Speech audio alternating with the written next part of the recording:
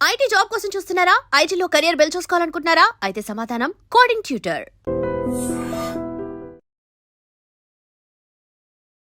Welcome to I dream. నేను ఉదయశ్రీ. విదేశాలకు education purpose వెళ్ళి అక్కడే సెటిల్ అవ్వాలనే స్టూడెంట్స్కి ప్రజెంట్ బయటి దేశాలలో పరిస్థితి ఏ విధంగా ఉంది, ఏ కంట్రీలో బాగుంది, ఏ కంట్రీకి వెళ్తే బాగుంటుంది, సజెషన్స్ ఇవ్వడానికి మనతో ఉన్నారు ఇమిగ్రేషన్ లాయర్ సంతోష్ కుమార్ సలాది. మాట్లాడదాం. నమస్తే అండి, వెల్కమ్ టు అవర్ స్టూడియో. ఎక్కువగా మన ఇండియన్స్ వెళ్ళేది యుఎస్, ఆ తర్వాత యూకే, ఆ తర్వాత చాలా కంట్రీస్కి వెళ్తూ ఉంటారు. కానీ ప్రజెంట్ ఏ కంట్రీ గురించి మనం మాట్లాడుకున్నా యుఎస్ అయితే అక్కడ మన ఇండియన్స్ జాబ్స్ పోతూ ఉన్నాయి. మనకు అసలు యూనివర్సిటీలో కూడా రాని పరిస్థితి, చాలా చాలా ఇష్యూస్ ఉన్నాయి.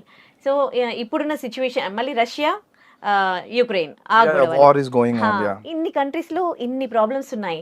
అయినప్పటికీ స్టూడెంట్స్ కొంతమంది బయటికి వెళ్ళి చదువుకోవడానికి ఇంట్రెస్ట్ చూపిస్తూ ఉన్నారు. సో మీరు ఇప్పుడు ప్రెసెంట్ సిచ్యువేషన్ లో బయటికి వెళ్ళి చదువుకోవాలనే స్టూడెంట్స్ కి మీరు ఇచ్చే సజెషన్స్ ఏంటి? ట్రూ. మీరు అడిగారు కదా, that wear the answer is like geo political thing is connected to everything. So ఇప్పుడు ట్రంప్ టారిఫ్స్ వచ్చినాయని చెప్పి అందరూ ఎడ్యుకేషన్ గురించి అడుగుతున్నారు, but tariffs have nothing to do with education. యాక్చువల్గా టారిఫ్స్ గాట్ ఎక్స్పోర్ట్స్ వీటి మీద ఎఫెక్ట్, కానీ బిఫోర్ టారిఫ్స్ మార్కెట్ డౌన్ ఓవరాల్గా యూఎస్లో. Apart from that Indians problem ఇది. అమెరికా చేసిన ప్రాబ్లం కంటే కూడా ఇండియన్స్ సెల్ఫ్గా చేసుకున్న ప్రాబ్లం ఎక్కువ. జనరల్ ఏంటంటే మాస్టర్స్ మన వాళ్ళు ఎందుకు వెళ్తారు? చదువుకోవడం, ఎంఎస్ చేయడానికి, ఆ పేరు కానీ on the name it's for education, but most of them want to go there to part time చేసుకుంటారు, సెటిల్ అవుతారు. వాళ్ళకి end of the day citizen ఎవరికి వెళ్ళలేదు. అంటే ఇట్స్ ఎ డాలర్ డ్రీమ్. ఇక్కడే కదా చాలా కంట్రీస్లో ఉంది, పర్టికులర్లీ ఇండియాలో తెలుగు స్టేట్, సౌత్ ఇండియాలో చాలా ఎక్కువ ఉంది. మోస్ట్ 25% F1 వీసాలు ఓన్లీ తెలుగు స్టేట్ని పడుతుంది ఇండియా మొత్తం. సో మన కొంచెం క్రేజ్ ఎక్కువ ఉంది కదా. అపార్ట్ ఫ్రమ్ దట్ ఇంకా యూకే, యూరోప్ రకరకాల ఆప్షన్స్ ఉన్నాయి కదా, దే ఆర్ గోయింగ్ ఆన్. యూఎస్లో ప్రాబ్లం ఏంటంటే మాస్టర్స్కి వెళ్తారు కదా, వెళ్ళాక వీళ్ళకి స్పెషల్ అడ్వాంటేజ్ ఏంటంటే ఎక్స్పోజర్ అని కామన్. వీళ్ళు పర్టికులర్గా వెళ్ళే రీజన్ ఏంటంటే క్యాప్ కోటా. H1B మీకు ఐడియా ఉన్న వీసానే కదా. యూఎస్కి ఎవరన్నా స్టూడెంట్ కానీ ఎనీ ఫారినర్ వెళ్ళినప్పుడు ఒక ఫారెన్ స్కిల్డ్ వర్కర్ అక్కడ పనిచేయడానికి H1B అనేది ఒక వీసా నేమ్, అది జస్ట్ ఇట్స్ ఎ నేమ్. అలాగే స్టూడెంట్ వీసా F1కి వెళ్ళే పిల్లలకి ఏంటంటే 45,000 H1 కోటా పెట్టారు, దాన్ని క్యాప్ కోటా అంటారు, జస్ట్ లైక్ రిజర్వేషన్. ఎవరైతే మాస్టర్స్ ఇంత ఖర్చు పెట్టి ఇండియా వస్తున్నారు కదా, ఇండియన్స్ కానీ అబ్రాడ్ ఎవరు వచ్చినా, అమెరికన్స్ ఏం అట్రాక్ట్ చేయడానికి ఇది 1990, 80s నుంచి ఉన్న పాలసీ. ఆ 45,000 క్యాప్ కోటా అంటే ఇప్పటికీ అదే ఉంది. ఆ రోజులు ఎంతమంది వెళ్ళేవారండి? మీకు తెలిసిన వాళ్ళు కూడా ఎంతమంది వెళ్తారు? చాలా తక్కువ కదా. ఇప్పుడు గల్లీకి ఇద్దరు వెళ్తున్నారు. సో ట్రూ తెలుగు స్టేట్ నుంచే 1,00,000 మంది వెళ్తున్నారు. ఈవెన్ లాస్ట్ 24-23 అకాడమిక్ ఇయర్ చూసుకున్నా మీకు 80,000 వీసాస్ తెలుగు స్టేట్ నుంచి పడినాయి. సో ఇండియాలో తెలుగు స్టేట్స్ కాకుండా గుజరాత్లో హెవీ మార్కెట్ ఉంది, తమిళనాడు ఉంది, చాలా స్టేట్ నుంచి ఉన్నాయి, ఈవెన్ మహారాష్ట్ర. వీళ్ళందరూ కలిపి ఒక 1,20,000 ఇండియన్సే వస్తే ఈ క్యాప్ కోట 45,000 అలాగే ఉంటుంది. ఇది మారదు, ఇది ఫిక్స్డ్ నెంబర్, కానీ జనం పెరిగిపోతున్నారు కదా. సో ఈ ఇయర్ ఈ 1,20,000 మాస్టర్స్ చేసిన వాళ్ళు ఒక 45,000 మంది వీసా కొట్టారు, ఫైన్.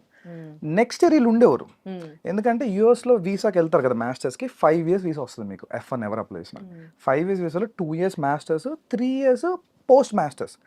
ఈ 3 years వాళ్ళు అక్కడ అమెరికాలో ఉండి లీగల్గా ఏమన్నా చేసుకునే రైట్ వస్తుంది కాబట్టి వీళ్ళని డబ్బులు ఖర్చు పెట్టి వెళ్తున్నారు. ఇక్కడ point number 1. So 2 years masters అయిపోయాక ఈ 3 years ఓపీటీ అంటాం. ఈ 3 years ఉండే optional practical training, stem OPT 11 months వస్తుంది first. Again it will be extended to 3, మొత్తం 3 years 22 months ఎక్స్టెండ్ అవుతుంది. సో ఈ స్టెమ్ ఓపీటీలో ఉన్న పిల్లలు 45,000 ఇయర్ సెలెక్ట్ అయ్యారు అనుకుందాం క్యాప్ లో. మిగిలిన వాళ్ళు ఏమవుతారు? నెక్స్ట్ ఇయర్ అప్లై చేస్తారు. నెక్స్ట్ ఇయర్ మళ్ళీ ఒక 1,00,000 మంది వస్తున్నారు కదా. So it's becoming a loop. ఆ లూప్ లో తిరుగుతున్నారు అందరూ. మాస్టర్స్ చేస్తున్నారు, ఓపీటీ వస్తుంది, H1 వేసుకుంటున్నారు, పిక్ అయిన వాడికి అవుతుంది, అవన వాళ్ళు మళ్ళీ నెక్స్ట్ ఇయర్ ఆ 3 years టైం పాస్ చేస్తారు. ఒక ఇయర్ అవ్వాలా, సెకండ్ ఇయర్ అవ్వాలా, 3 years అవ్వాలా, ఏం చేయాలి? బ్యాక్ వచ్చేయాలి ఇండియాకి, అంతే.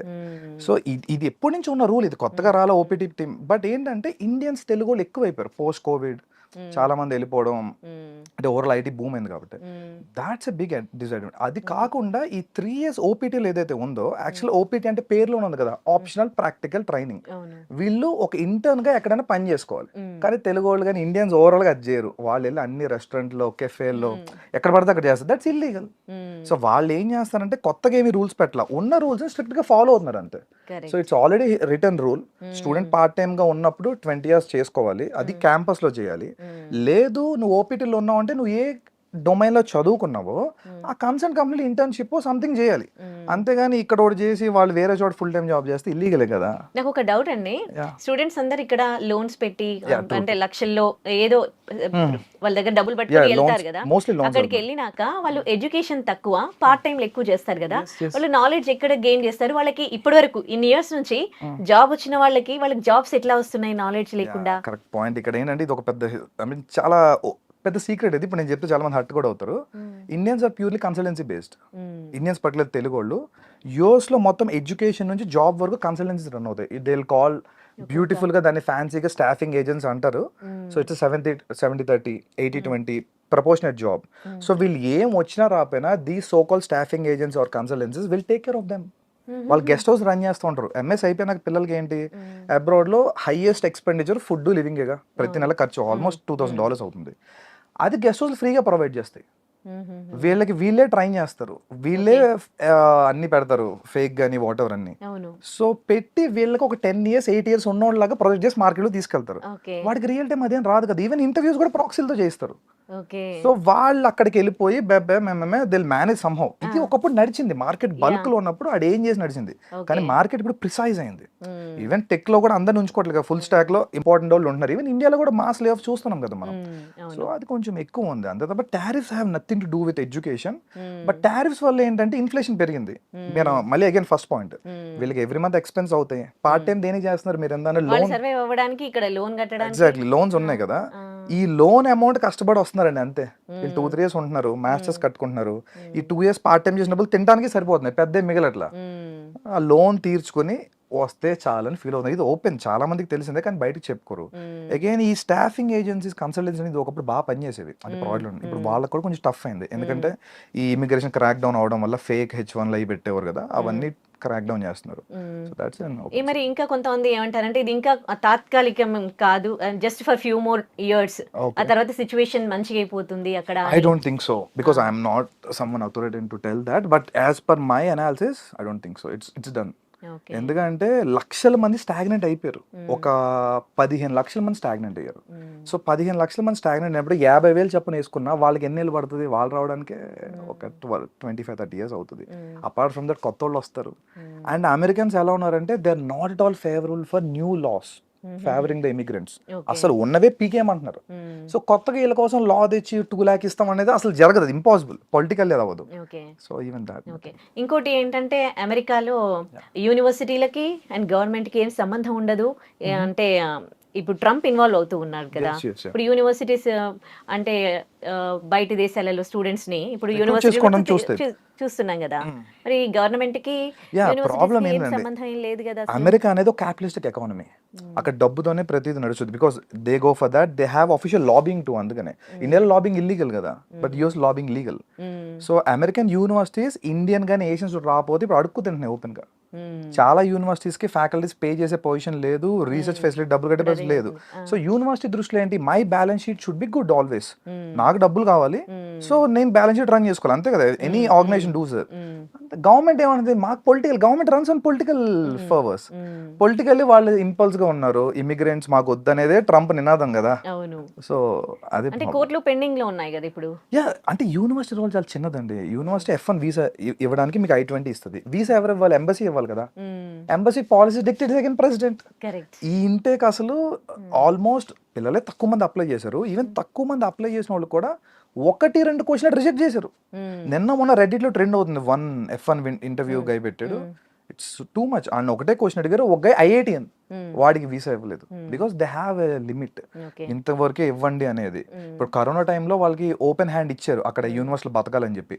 వద్దన్న వీసా అసలు జస్ట్ వెళ్తే, నాకు తెలిసిన ఎన్నో కొంత స్టూడెంట్స్ క్వశ్చన్ కూడా అడగకుండా వీసా తీసుకుని ఉన్నారు. జస్ట్ 1-2 క్వశ్చన్ అడిగి ఇప్పుడు అదే 1-2 క్వశ్చన్ రిజెక్ట్ చేస్తున్నారు. రాజు తలుచుకుంటే దెబ్బలు కొదవంటారు చూసారా. సో అంతే. మరి ఎట్లా అంటే ఇప్పుడు చాలా మంది జాబ్స్ పోతూ ఉన్నాయి, కానీ అక్కడ నుంచి తిరిగి బ్యాక్ ఇండియాకి వచ్చేస్తున్న వాళ్ళ పర్సెంటేజ్ చూస్తే అయితే జాబ్ రాని వాళ్ళందరూ ఏం రావట్లేదు, ఇంకా అక్కడే ఉన్నారు. అంటే ఇంకా హోప్స్ ఉన్నది. అదే కదండి మన సొసైటల్ స్టిగ్మా. సో ఒక బ్యాక్ వచ్చారంటే they will see them as a failure. అదొక 50% కారణం. అక్కడే ఏదో ఒక పార్ట్ టైమో ఫుల్ టైమో ఆడ్ జాబ్ చిన్నదో పడదో పడి అక్కడే తిరుగుతున్నారు. ఇంకొంతమంది ఏం చేస్తారంటే PhD ఎన్రోల్ అవడం, వాళ్ళకి ఇంట్రెస్ట్ లేకపోతే జస్ట్ టు స్టే అఫ్లోట్. ఉండాలి, అక్కడ ఉంటే చాలు అనే మూడ్లో ఉన్నారు. Even that's not true. ఎందుకంటే అక్కడ ఏమి ప్రాస్పెక్టివ్ మార్కెట్ లేదు. ఎంత ఉన్నా సపోజ్ ఓపెన్గా మాట్లాడుకున్నాం, F1 అయిపోయింది, H1 వచ్చేసింది, తర్వాత ప్రొసీజర్ ఏంటి, గ్రీన్ కార్డ్ జీసీ కదా. ఇవాళ రోజు ఇండియన్స్కి GC waiting more than 45 years. అప్పుడు ఇక్కడ పోతాడు కూడా చాలా మంది. అపార్ట్ ఫ్రమ్ దాట్ సిటిజన్షిప్ అనేది ఇంపాసిబుల్ ఇప్పుడున్న టాస్క్లో. సో వీడు ఎన్నాళ్ళు ఉన్నా కెరీర్ బిల్టప్ చేసుకున్నా రాత్రికి వెళ్ళిపోయే పరిస్థితి ఏం చేయగలుగుతాడు? వాడు బిల్టప్ చేసుకుంది నెట్వర్క్ అంతా అక్కడ వదిలేరు కదా. అట్లీస్ట్ వాళ్ళు వదిలేసి కొంతమంది ఒక 4-5 years ఎక్స్పోజర్ రియల్ టైం నేర్చుకున్నాక ఇండియా వస్తే ఆపర్చునిటీస్ ఉన్నాయి. స్టిల్ పీపుల్ మే సే అది ఇది, బట్ స్టిల్ బెటర్. ఓకే, అక్కడ యుఎస్ లో కన్సల్టెన్సీస్ వర్క్ చెప్తారా? అసలు ఈ కన్సల్టెన్సీస్ ఎట్లా వర్క్ చేస్తాయి? ఇప్పుడు ఇండియన్స్ జాబ్స్ పోతా ఉన్నాయి, కానీ మళ్ళీ ఇంకా ఇండియన్స్ కి ఎంఎస్ చేసిన వాళ్ళకి ఇంకా కాల్స్ వస్తూనే ఉంటాయి through consultancy. What it's doing actually? Consultancy ఏం చేస్తాయంటే బెంచ్ సేల్స్, వాళ్ళ దగ్గర 2-3 మోడల్స్ ఉంటాయి. ఇప్పుడు తీసుకున్న హైర్ చేసిన అందరినీ బెంచ్లో పెట్టుకుంటారు, బెంచ్ సేల్స్ అని ఒక టీం పెట్టుకుంటారు. వీళ్ళు మార్కెట్లో లింక్డ్ఇన్లో లేదంటే థర్డ్ పార్టీ జాబ్స్ వస్తాయి, టెంపరీ ఆప్షన్స్ అన్ని, వాటిని ఫైండ్ అవుట్ చేసి వీళ్ళు ప్లేస్ చేసుకుంటారు.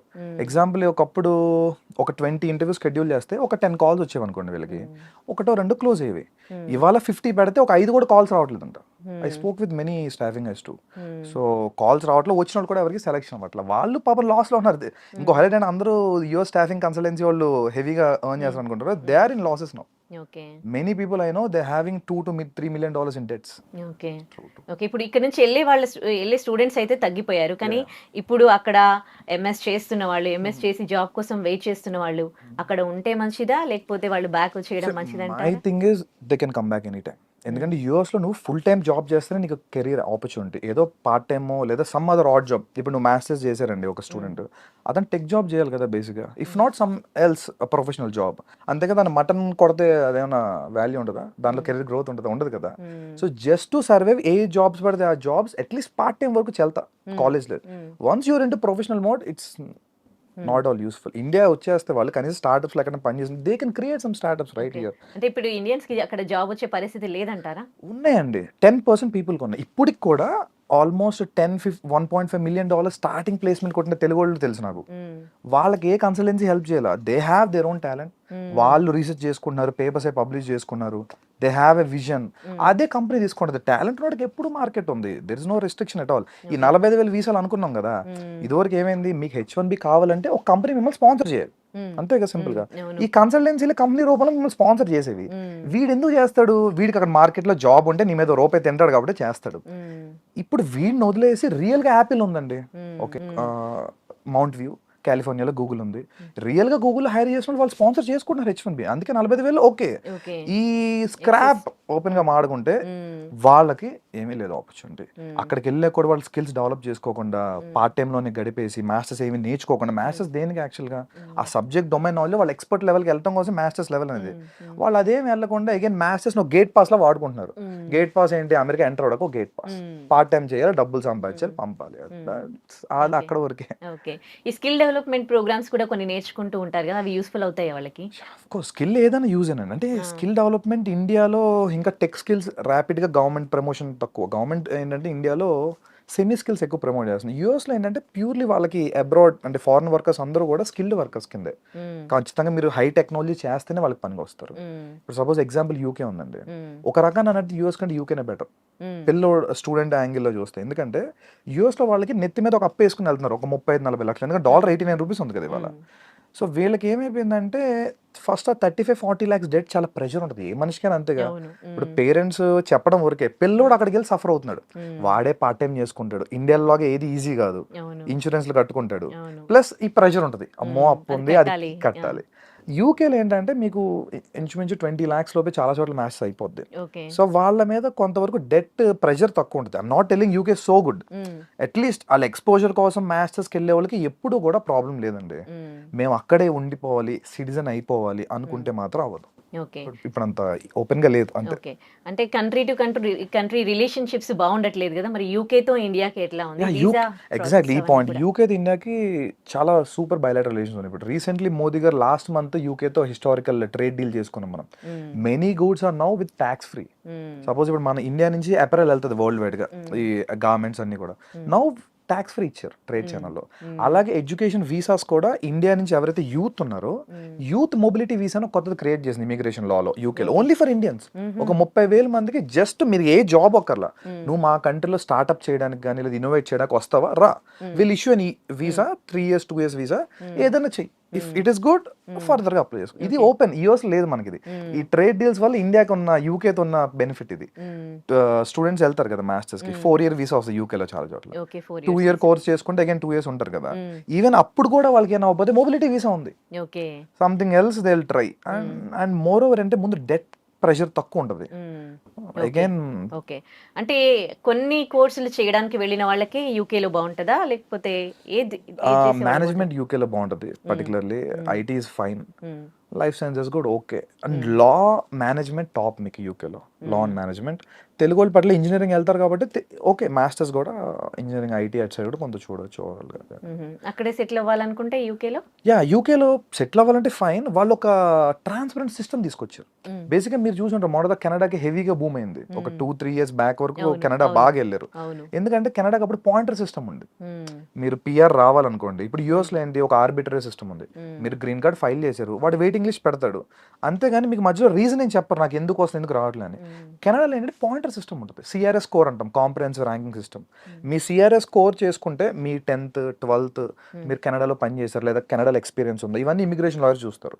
సో మీకు గనక CRS score 740 above direct PR ఇచ్చింది మాంటర్ Canada. So that's why people flocked. 640 నుంచి ఇచ్చుకొచ్చింది 740 వరకు ఇచ్చారు. ఇప్పుడు ఏంటంటే కెనడా ఆపేసింది, వాళ్ళకి చూసాం కదా ఖలిస్తాన్ ఇష్యూస్ ఉన్నాయి, ఇమిగ్రేషన్ ఎక్కువైపోయింది. అగైన్ యూకే ఇప్పుడు పాయింటర్ సిస్టమ్ తెచ్చింది, అంటే నువ్వు మాస్టర్స్ మా దగ్గర చేసావు ఇన్ని పాయింట్లు ఇస్తాం, ఇక్కడ నువ్వు ఒక 1-2 years ఎక్స్పీరియన్స్ ఉంది ఇన్ని పాయింట్లు ఇస్తాం, ఇండియాలో కూడా నీకు ఎక్స్పీరియన్స్ ఉంది. అట్లా ఈ పాయింటర్ సిస్టమ్ వల్ల ఏంటంటే ప్రతి ఒక్కరికి ఓపెన్ గా ట్రాన్స్పరెంట్ తెలుసుద్ది, ఇన్ని పాయింట్లు నాకు వచ్చినాయి, ఇన్ని పాయింట్ లెవెల్ వస్తే పిఆర్ వస్తుందంట, అందుకే రావట్లేదు సంథింగ్ కదా. అంతేగాని మిగతా చోట యూఎస్ లో కానీ చాలా యూరోపియన్ కంట్రీస్ లో పిఆర్ వేయాలి, ఇమిగ్రేషన్ లాయర్స్ వెళ్తా ఉంటారు, మనలాంటి వాళ్ళు సబ్మిట్ చేస్తారు, వాళ్ళు ఎప్పుడు ఇస్తారో అప్పుడు అంతే. సో మీ ఫైల్. మరి యూకేలో ఇంత మంచి ఆపర్చునిటీస్ ఉన్నప్పుడు ఎందుకు యుఎస్ ని ఫస్ట్ ఆపర్చునిటీగా పెట్టుకుంటారు? మనకి ట్రెడిషనల్లీ హ్యూజ్ మార్కెట్. అంటే మీరు పాపులేషన్ వైజ్ చూడండి, US population around 40 crore, 35 to 40 crore. UK population around below 5 crores. So 6.5 overall united Kingdom అంతా చూసుకున్నా. So huge difference. అండ్ ఈ ఫార్చ్యూన్ 500 కంపెనీస్ లో ఏంటంటే ఐటీ, తెలుగు వాళ్ళు లేదా south Indians particularly bulk into IT and IT consulting services. So US huge market, world మొత్తానికి IT వాళ్ళే కదా. సో అందుకని మన తెలుగు ట్రెడిషన్ ఎక్కువ వెళ్తుండేవారు, అంతేగాని there is nothing else. And ఈ అడ్వాంటేజ్ ఉండేవి మనకి, వేరే ఏ కంట్రీలో కన్సల్టెన్సీస్ లేవు, స్టాఫింగ్ ఏజెన్సీస్ కానీ, మ్యాథ్స్ అయిపోతే వాడు ఓన్ గా చూసుకోవడం లేదంటే సంథింగ్. బట్ యూఎస్ లో ఏంటంటే ఎట్ కంఫర్ట్, నీకు మ్యాథ్స్ అయిపోయిందా రా, నేను ఫ్రీగా ఫుడ్ ఇస్తా, అకామిడేషన్ ఇస్తా, ట్రైన్ చేస్తా, నువ్వు ప్లేస్ అయ్యేదాకా నేనే చూసుకుంటా.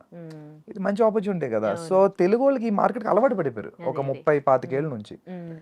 ఇంకా మాట్లాడుకుంటే యూరోప్ లో ఆపర్చునిటీస్ ఉన్నాయి, అంటే if there studios enough Europe లో ఆపర్చునిటీస్ ఉన్నాయి, కానీ బల్క్ లేవు. మనకేంటే బల్క్ వచ్చాయి, బల్క్ లో వచ్చిన వాళ్ళు వెళ్ళాలి, అంతే, అదే ప్రాబ్లం అవుతుంది అందుకోసం. ఓకే, ఇప్పుడు మరి యూకేలో ఉన్న ఈ ఆపర్చునిటీస్ గురించి అవగాహన ఉందా, వెళ్తూ ఉన్నారా మరి? యూకే బాగా వెళ్తున్నారండి, ఇప్పుడు సెకండ్ ప్లేస్ యూకేనే. అంటే ఇన్ఫాక్ట్ నాకు తెలిసి ఈ అకాడమిక్ మేబీ యూకే ఫస్ట్ కూడా రావచ్చు. యూఎస్ తగ్గింది కదా, ప్రీవియస్ లో యూఎస్ ఫస్ట్ ప్లేస్ లో ఉంటే సెకండ్ హైయెస్ట్ నెంబర్స్ యూకేకి వెళ్ళేవారు. ఇప్పుడు అగైన్ ఆస్ట్రేలియా కూడా టైట్ అయింది ఇప్పుడు చాలా. ఆస్ట్రేలియాలో ఫినాన్షియల్ థింగ్స్ అని చాలా టైట్ చేశారు, and also very costly. So అందుకోసం ప్రిఫర్ చేస్తాను. వీసా ప్రాసెస్ కి ఇప్పుడు ఏమి ఇబ్బందులు ఏం కలగట్లేదా? యూకే వెరీ బ్యూటిఫుల్, ఎందుకంటే ఇంటర్వ్యూ కూడా లేదు. యూఎస్ కి అయితే ఇంటర్వ్యూ ఉంది కదా, వాడు వెళ్తే ఏదో ఒకటి అడిగి రిజెక్ట్ చేస్తున్నారు. UK complete document based online visa. So they will submit papers అన్ని బాండ్ కట్టుకుంటే వీసా వస్తుంది, బాగోపోతే రాదు, అంతే. Very simple. యూకే తర్వాత ఇంకా వేరే ఇంకా యూరోప్ అండి, Canada complete down, and I suggest no way Canada, అస్సలు లేదు మార్కెట్. యూరోప్ ఇంకా జర్మనీ, ఫ్రాన్స్, ఈ ట్రెడిషనల్ మార్కెట్స్ ఉన్నాయి కదా. అగైన్ యూరోప్ లో ప్రాబ్లం, మన ఇందా మీరు అడిగిన క్వశ్చన్ కూడా ఏంటంటే యూరోప్ కి ఎందుకు వెళ్తారు అంటే తక్కువ. యూరోప్ లో జస్ట్ లైక్ ఇండియాలో స్టేట్స్ లాగా ఏ కంట్రీకి వెళ్తే ఆ లోకల్ లాంగ్వేజ్ వస్తుంది. జర్మనీ వెళ్తే జర్మన్ నేర్చుకోవాలి, ఫ్రాన్స్ వెళ్తే ఫ్రెంచ్ నేర్చుకోవాలి, స్వీడన్ లో చాలా స్వీడన్ వెళ్తే మళ్ళీ స్వీడిష్ రావాలి. సో అది మళ్ళీ మన టఫ్ పార్ట్ కదా, ఆ లాంగ్వేజ్ మొత్తం, దాని గురించి కొంత ఇది. But Germany number 3, Germany number 3. జర్మనీలో ఎట్లా ఉందండి? జర్మనీ ఇస్ టూ గుడ్ అండి. జర్మనీ అంటే ఫస్ట్ నుంచి వాళ్ళది quality life, quality education, population కూడా సేమ్ యూకే లెవెల్ పాపులేషన్ వాళ్ళది. జర్మనీలో ఏంటంటే గవర్నమెంట్ స్కూల్స్ అని ఫ్రీ, అసలు డబ్బుల గురించి కాదు, వాళ్ళు Okay. Free, most complete masters free. ఇక్కడ వాళ్ళ కంట్రీ వాళ్ళకా లేకపోతే లేదు మన వాళ్ళకి కూడా. జర్మనీలో మీకు public universities offer 90% to 100% scholarships. మన వాళ్ళు మరి చదువుకుంటారు ఎందుకు కూడా. మరి జర్మనీకి వెళ్ళారు? కరెక్ట్ క్వశ్చన్ అడిగారు. ఇప్పుడు ఏంటంటే I tell you some secrets kind. UK US లో ఇప్పుడు మీరు బీటెక్ అమీర్పేట్ సైడ్ వెళ్తుంటే బీటెక్ ప్రాజెక్ట్స్ బోర్డులు పెట్టుంటారు, బీటెక్ ట్రిపుల్ ప్రాజెక్ట్స్ అని అవి. సేమ్ యుఎస్ యూకే లో ప్రాజెక్ట్ అసైన్మెంట్లు డబ్బులు పెట్టి కొనుక్కొని సబ్మిట్ చేసేయచ్చు. And they'll get అవును and they'll get grades and they'll pass out with convocation and all this and all. జర్మనీలో కుదరదు. జర్మనీలో పెయిడ్ అసైన్మెంట్స్ కష్టపడి చదువుకోవాలి. ఇంత ప్లాగరిజం ఉన్న కంప్లీట్ ఆ అసైన్మెంట్ ఆ సెమ్మే వేవో ఇది చేస్తారు. సో నో వే దిల్ ట్రై. అందుకోసం చాలా తక్కువ మంది వెళ్తారు. వెళ్ళే స్టూడెంట్స్ పీపుల్ కి Germany is beautiful option. Okay మన వాళ్ళకి ఏంటి ఇవన్నీ వద్దు చాలా మందికి. I'm not telling generalise, but చాలా మందికి ఏంటంటే అలా ఫ్రీ మైండ్ సెట్ లో క్రియేట్ చేశారు. Maybe some consultancies or whatever reason. నువ్వు వెళ్ళిపోరా అలా వెళ్తే అది మనకి చిన్నప్పటి నుంచి ఈ ట్రాప్ ఉండింది కదా. 10th చదువు అయిపోయింది లైఫ్, ఇంటర్ అయిపో బీటెక్ వెళ్తే అన్ని ఈజీగా అయిపోవాలి మనకి, ఎక్కువ ఎగ్జాక్ట్లీ కష్టపడకుండా. ఎగ్జాక్ట్లీ బీటెక్ జాయిన్ అయితే అయిపోయింది, ప్లేస్మెంట్ కొట్టే వరకు nothing goes in that way. Okay so అది ప్రాబ్లం యాక్చువల్గా. ఓకే జర్మనీ వీసా ప్రాసెస్ అంతా ఎట్లా ఉంటది? ఏ కోర్స్ చేయాలనుకునే వాళ్ళు జర్మనీ బాగుంటది? Particularly engineering guys, mechanical, automobile ఇవన్నీ ఉన్నాయి కదా. India is going towards manufacturing. India self reliant అవుతుంది కదా, ఆత్మ నిర్భర్ భారత్. అవును సో సెల్ఫ్ రిలయంట్ అవుతున్నప్పుడు manufacturing is only option. India China కానీ ఏ అకౌంట్ బీట్ చేయాలి, మనం థర్డ్ లార్జెస్ట్ సెకండ్ లార్జెస్ట్ వెళ్దాం అనుకుంటున్నాం. అవును so manufacturing is only way. Manufacturing రేపు స్టార్ట్ అవుతుంది ఇండియాలో, ఆల్రెడీ పుష్ వచ్చింది గట్టిగా. వీళ్ళకి చాలా మార్కెట్ ఉందండి. చాలా మంది ఈవెన్ నేను ఇయర్ కూడా చూసాను, ఏఎంఎల్ డేటా సైన్స్ కొట్టుకుని డొనేషన్ కట్టి జాయిన్ అయ్యారు చాలా యూనివర్సిటీస్ లో. బట్ ఫ్యూచర్ లో మెకానికల్ ఈసీ వాళ్ళకి బీభత్సమైన మార్కెట్ ఉంది, హెవీగా అందు సైడ్ ప్రొడక్షన్ కూడా ఉంది. సో మెకానికల్ ఆల్రెడీ ఇండియాలో బ్యాచిలర్స్ చేసిన ఉంటారు కదా, వాళ్ళు మాస్టర్స్ చాలా ఈజీ అక్కడ ఓకే మాస్టర్స్ చేసుకుంటారు, వాళ్ళు అక్కడే సెటిల్ అవ్వచ్చు. ఎందుకంటే వరల్డ్ లో ఒక థింగ్ ఏంటంటే జర్మనీలో Tier 1 మెట్రో సిటీసే కాదు, Tier 2 Tier 3 cities develop, and I forgot the name actually. They called a system. It's a policy for them. Okay even world war 2 ఇంత వచ్చిన జర్మనీ ఎందుకు బ్రేక్ అవ్వలేదంటే అక్కడ ఎడ్యుకేషన్ ఇండస్ట్రీ కలిసి ఉంటుంది. Industry relevant curriculum completely. ఇండియాలో లాగా కాదు. అంటే ఇండియాలో ఏంటి కరికులం ఒకటి చెప్పేస్తారు, వాడు మళ్ళీ ప్లేస్మెంట్ కోసం ట్రైన్ అయ్యి సంథింగ్ వెళ్తాడు. ఇండస్ట్రీతో కలిపి యూనివర్సిటీలు రన్ అవుతాయి. ఇన్ఫాక్ట్ మీకు ఫోక్స్ వ్యాగన్ కార్స్ ఉన్నాయి కదా, ఫోక్స్ వ్యాగన్ వాళ్ళు యూనివర్సిటీ రన్ చేస్తారు తెలుసా జర్మనీలో, complete free. It's very funded university. In fact Volkswagen అంటేనే people's vehicle, German public company అది. So they are also running a university. ఇంకో డౌట్, జర్మనీలో వాళ్ళ లాంగ్వేజ్ లో ఉంటుందా Yeah, of ఎడ్యుకేషన్? course. అంటే జర్మన్ మీడియం కాకుండా ఇంగ్లీష్ మీడియం ఉంది, చాలా చోట్ల వెళ్తున్నారు. బట్ నేను మీకు ఓపెన్ చెప్తా, they speak 50% they converse in German.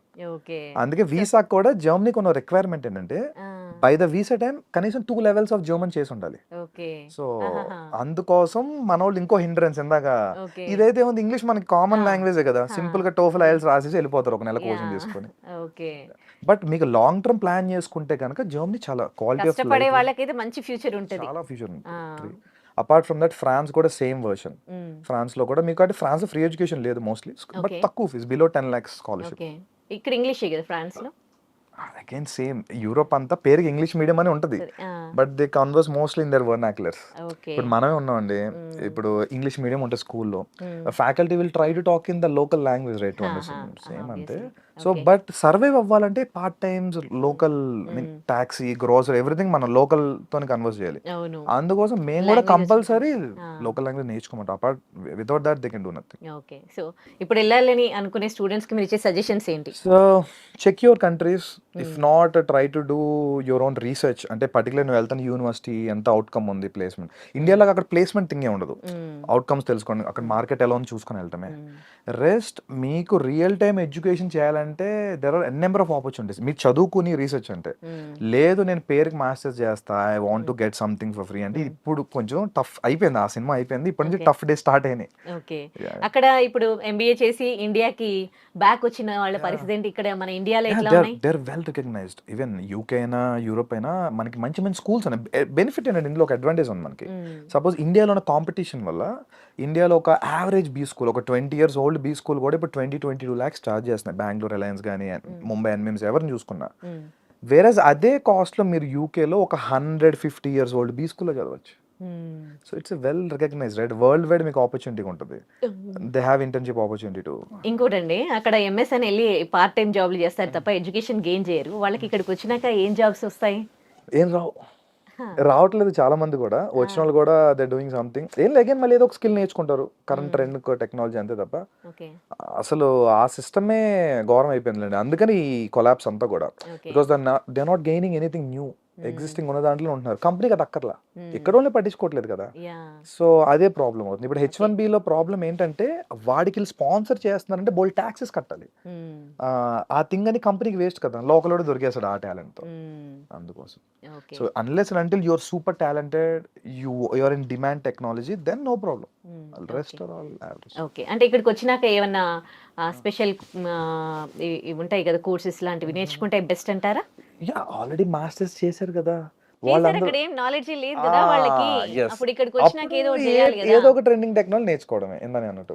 ఇప్పుడు మార్కెట్ లో ట్రెండింగ్ ఇప్పుడు బిగ్ డేటా హడూప్ నడుస్తుంది అనుకోండి, వాడు అది నేర్చుకుంటాడు వచ్చి ఇక్కడ 2-3 months కోర్స్. ఓకే దాని Telugu right, thank you so much for your valuable suggestions to viewers అండి. Thank you.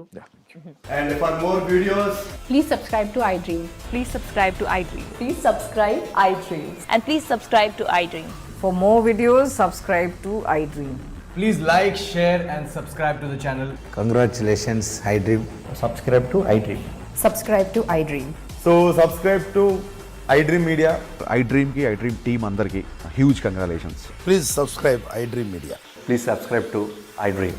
Subscribe iDream. Please subscribe to iDream. iDream అంటే నా కళల ఛానల్ సబ్స్క్రైబ్ చేసుకున్న నోరు తిరుగుతలేదు, మీరైతే గంట గుర్తు కొట్టండి. For more such videos, please subscribe to iDream. Subscribe to iDream. Please subscribe to iDream. Please subscribe iDream Media. Please do subscribe to iDream. Please subscribe to iDream Media. For best entertainment and information, please subscribe iDream. And don't forget to subscribe to iDream.